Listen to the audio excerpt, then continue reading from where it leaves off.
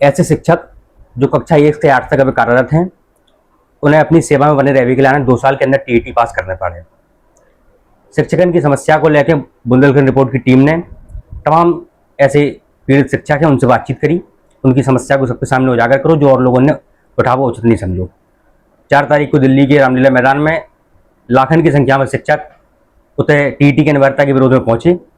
का कछु उते भाव है हमारे संगे बातचीत में शिक्षक अभिषेक हर्षवर्धन मौजूद हैं। भैया बहुत बहुत स्वागत है आपको। धन्यवाद। टीईटी की अनिवार्यता को लेके हाईकोर्ट ने आदेश करो, शिक्षकन को जो है कौन तरीका से समस्या को सामना करना पड़ रहा है? देखो, समस्या तो गंभीर है। बाको कारण जा है कि बहुत उम्रदराज शिक्षक ऐसे हैं जिनका वो अध्ययन छूट गयो। अध्ययन छूट गयो को मतलब जो नहीं है कि उनकी शिक्षा से जुड़ाव टूट गयो है। कारण ये है कि वो प्राइमरी पढ़ा रहे, टेट में आने हैं 5 विषय और उनकी जो स्तर है वो प्रतियोगी परीक्षा वालों है। तो अब अगर वे वो परीक्षा में सम्मिलित हो रहे तो वे कंपटीशन उन बच्चों से फाइट कर रहे हैं जो लगातार तैयारी में है। तो एक तो वो संतुलन ही नहीं बन पा रहा दोनों के बीच में, और दूसरा कारण यह है कि अब उनकी उम्र इतनी हो चुकी है कि वे अपने परिवार में उलझे, अपनी नौकरी में उलझे, उनके मोड़ा टीईटी दे रहे उनके संगे। अब ऐसी स्थिति में कैसे अपन उम्मीद कर सकते हैं कि बेऊ टेट पास करें, उनके लड़कों टेट पास करें, वे इतना समय निकाल लेवे, उनको शरीर उनको संग दे जावे। बुद्धि की भी कुछ क्षमताएं होती हैं, उम्र घटत तो बुद्धि की क्षमताएं घटती हैं, उम्र बढ़त तो बुद्धि की क्षमता प्रभावित हो। तो हमें नहीं लगता है कि जो आदेश माननीय है सुप्रीम कोर्ट को आदेश है, तो हम बात तो टिप्पणी नहीं कर रहे हैं, लेकिन हम सरकार से यही आशा रखें कि सरकार ऐसे हमारे जो बड़े शिक्षक साथी हैं उनके संगे कुछ सहानुभूति पूर्वक विचार करे। अच्छा, दिल्ली गए थे आप? हम नहीं जा पाए। अच्छा। हमारे साथ थोड़ी समस्या पनप गई थी, लेकिन हम हमारे जो साथी और गए थे उनके साथ हमारा नैतिक सपोर्ट रहो। अच्छा, पता है कुछ चीजें तय वही होते?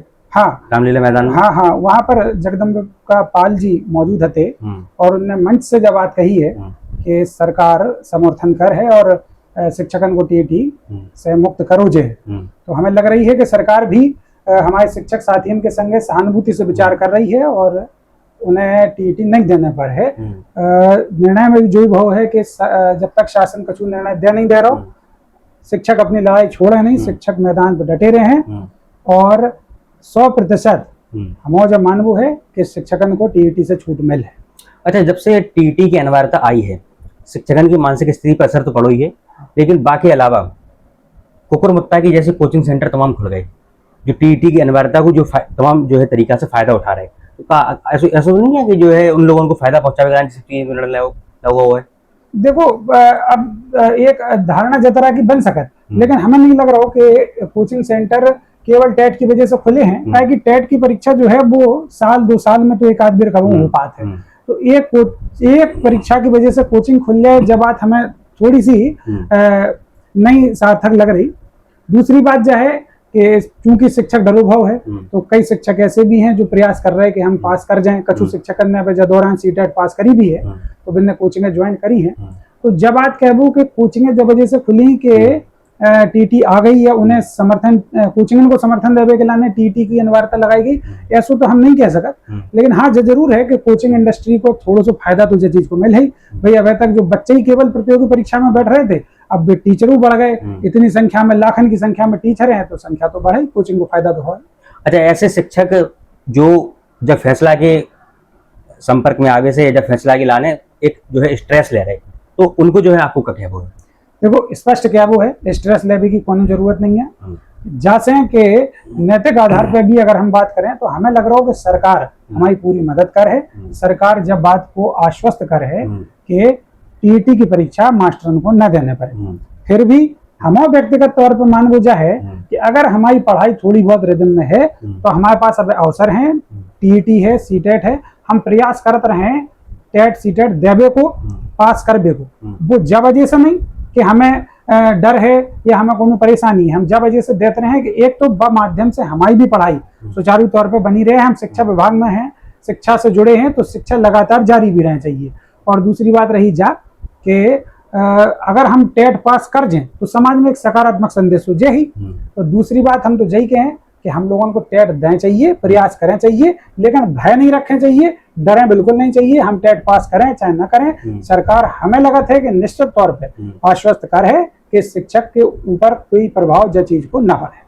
अच्छा, अनिवार्यता को लेकर आपको क्या लगा था कि आगे आने वाले जो 2027 को विधानसभा चुनाव है, वहाँ में भाजपा सरकार को जब खामियाजा भुगतने पड़ सका थे? देखो, राजनीति ऐसा विषय है कि जहाँ में कर्मचारी की सीमाएं हैं, बंधे हैं, तो हम बहुत ज्यादा राजनीतिक तो नहीं कह पाए। जहाँ में हम यही कह सकत कि निश्चित तौर पे अगर कर्मचारी प्रभावित रहे तो कर्मचारी वोटर तो है ही, और अगर बाकी मन में कोनो दुविधा रहे और अगर बाकी मन में जब बात रहे कि सरकार हमारी मदद कर सकती लेकिन माने नहीं करी, तो कहूँ ना कहूँ जब बात को असर वोट पे जरूर दिखाई दे है। जब बात एक आम सिद्धांत है कि हम अगर सरकार से कोनो आशा रखें और अब हमारी आशा पूरी ना हो गए तो बाकी नाराजगी तो कहूँ ना कहूँ जाहिर होता ही है। तो अगर सरकार जो चीज को हल ढूंढ सकत है और सरकार नहीं ढूंढ रही तो कहूँ ना कहूँ मास्टर के मन में जाकर प्रति नाराजगी तो रहे। अच्छा, कहूँ ना कहूँ एक तरफ जो है भाजपा सरकार अगर पल्ला झाड़ ले कि भाई हमने तो कोर्ट से अपील करी थी और उन्होंने अपील खारिज कर दी, अब जहाँ हमारा कोनो हस्तक्षेप नहीं है, हमने तो आप लोगों के हित के बारे में सोची है। नहीं देखो, जो तो बात हमें जा से नहीं जम है कि ऐसे 50 केस हैं जिनमें सरकार ने सुप्रीम कोर्ट के फैसला को सिरे से पलटो है। अब आप आज की बात नहीं, आप सालन पहले की बात ले लो, हम कोनो पर्टिकुलर केस को नाम नहीं ले हैं, लेकिन आप ऐसे व्यवसाय में है कि आप तो ये चीजें जानत हो। ऐसे कई प्रकरण हैं जहां सरकार ने अध्यादेश लिया हुआ है, सरकार ने कानून बदले हैं, सरकार ने संविधान में संशोधन करे हैं। तो हम तो नहीं माने कि सरकार के हाथ में कुछ नहीं है। न्यायपालिका कानून को पालन करावे के लाने सर्वोच्च संस्था जरूर है, लेकिन कानून बनावे की सर्वोच्च संस्था आज भी देश में संसद ही है। तो हमें लगा था कि अगर सरकार चाहे ले तो फिर कानून काम दुष्कर नहीं है, काम सब पूरे हों।